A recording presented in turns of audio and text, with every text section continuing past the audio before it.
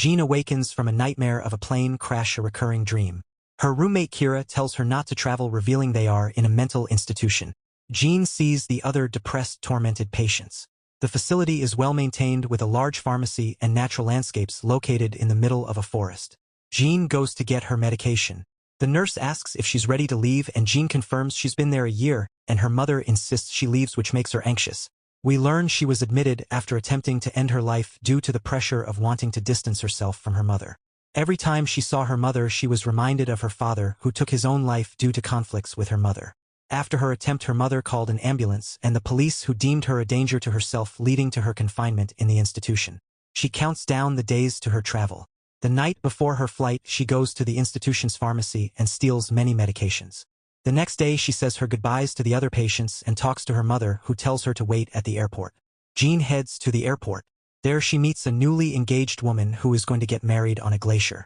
Jean goes through passport control and tries to get the officer to process her first, but he tells her there are others ahead. A man intervenes, saying it's fine to process her first. She passes, looking stressed, and goes to the bathroom. Her doctor calls, informing her that Kira has said Jean plans to harm herself, urging Jean to wait at the airport for him. Jean dismisses it, saying Kira is delusional and just wants her to stay in the institution. Kira then exits, breaking things and screaming, while Jean also screams. A man knocks on the bathroom door. Jean asks what he's doing there, and he replies, "What are you doing in the men's bathroom?" She exits and hears her flight is delayed. The same man, Paul, sits next to her and introduces himself. They are on the same flight. On the plane, Paul's seat is next to hers. When he tries to talk, she tells him she's tired and wants to sleep. Later, Jean wakes up and everyone is asleep. She writes a note to Paul saying that by the time he reads it, she might be dead, assuring him it's not his fault and she was happy he was the last person she spoke to. She leaves the note and goes to the plane's bathroom, taking out all the stolen medications. She intends to take them all at once, but a flight attendant knocks, telling her to return to her seat immediately. The attendant asks everyone to fasten their seatbelts. The plane shakes violently and Jean hits herself in the bathroom. She sees the plane's engine explode. She screams for help, but suddenly everything goes silent. Jean wakes up injured, hearing people screaming outside. She manages to get out and finds herself in a snowy, icy landscape with bodies everywhere. She finds a jacket and puts it on. She goes to another part of the plane and sees dead passengers screaming for help until she hears a sound. She goes to help and finds Paul injured. He tells her to take what she can and for them to hide in the plane's bathroom from the storm. They cover themselves for warmth as the storm rages outside.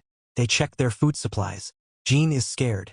She breaks the frozen door and goes outside, seeing the snowy landscape and frozen bodies. She finds Margaret's body, the woman who was going to get married on the glacier, and is very sad. Paul comes out and asks if she knows her. Jean says no, but she's ready to die there. Paul tells her it's not the time for such talk or for grieving someone she doesn't know. They need to help each other. They return to the plane very cold. A while later, Jean finds her medications and also takes a piece of glass, hiding it. Paul tells her they can't stay there or the snow will cover them and they don't know when help will arrive. Jean replies she's ready to die there as she likes the place, but Paul doesn't leave her. They argue and she curses at him. He tells her to die alone and leaves. She gets up and follows him. They walk a bit and he tells her they need to go down the mountain. She's hesitant but follows him. He leads them to a rocky area where descending is difficult and one wrong move could be fatal. They walk along a very high mountain edge. Jean says she can't continue, but Paul tells her she can do it and he'll hold her. She moves and they reach a place where they don't know where to go. He gets an idea and tells her to do what he does. He jumps onto a nearby tree. Jean calls out to him until he replies that he's fine and tells her to do the same. She's scared but has no other option. She jumps and they both land safely. At that moment, he sees her medication and asks about it. She tells him she had a plan to end her life. They continue moving. A bit later, Jean asks him to rest, but he refuses, saying the storm is coming and they need to outrun it. They reach a spot and Jean is exhausted and stops. Paul calls her to move. At that moment, an avalanche comes towards them and she can't move. The snow covers her. Paul manages to get out and digs with all his might. She is about to lose consciousness from the cold, but he manages to pull her out and takes her to a cave to warm up. She wakes up at night and thanks him for saving her. He confesses that when he met her at the airport and knew her seat number, he switched his seat to be next to her. Jean is happy and tells him no one has ever done that for her before. She tells him why she dislikes New Year's Eve. When she was a child, she loved the day like any other child, but on one New Year's Eve, she woke up to the sound of a gunshot. It was the day her father took his own life, and to this day she cannot forget the sight of him dead. Days pass in the cave. Paul is in pain from a broken rib in his chest. He insists they move, but Jean tells him he can't. They decide to stay the next day. He asks her about the pills she has, asking if they are enough for both of them to end their lives. She tells him no, they agreed to continue and to stop talking about that. He tells her about his mother who gave him hope but died of cancer when he was 9. They encourage each other to live. The next day they move and Jean is now the one encouraging Paul to continue. Their goal is to reach the river, knowing they will find a way from there. When they rest, he asks her if she fears death. She replies no. When she asks him, he says yes, definitely. They get up and reach a cliff. He sees something in the distance and tells Jean to wait a moment to confirm. It is indeed the river. But as he stands, his foot slips and he falls off the cliff. She rushes over and sees he's still alive but badly broken with a broken arm. He tells her to get 2 pieces of wood to set the bone. She does so. After a while, they continue their journey, stopping to rest. Paul is very tired and not speaking. The next day she wakes him up, but he doesn't respond. He eventually replies and she tells him she thought he was dead. He says no, still alive. They continue their journey, but suddenly after walking a bit, blood starts coming from his mouth. He tells her he needs to rest. The spot where his rib was broken is severely swollen. He tells her he's dying and that she must continue to the river. But she refuses, telling him she will continue with him. He tells her he can't breathe and won't be able to continue with her. He tells her if he dies, it's not her fault. She tells him she loves him and he says he loves her too.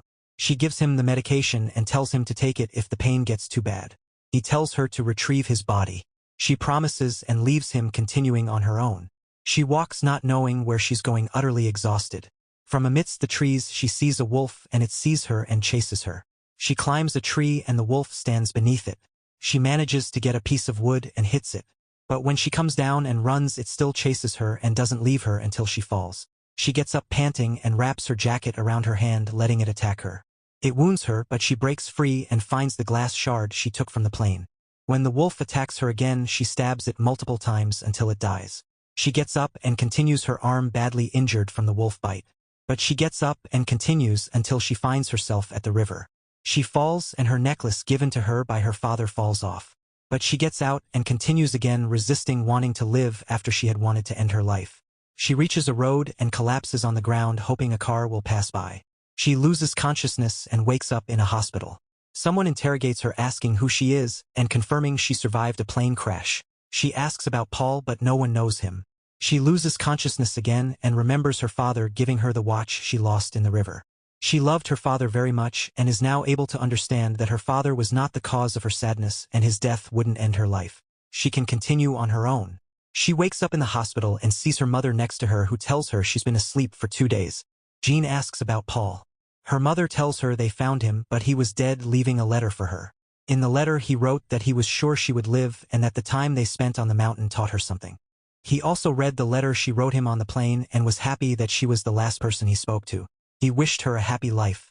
She remembers her memories with him from the moment she met him until she left him to die.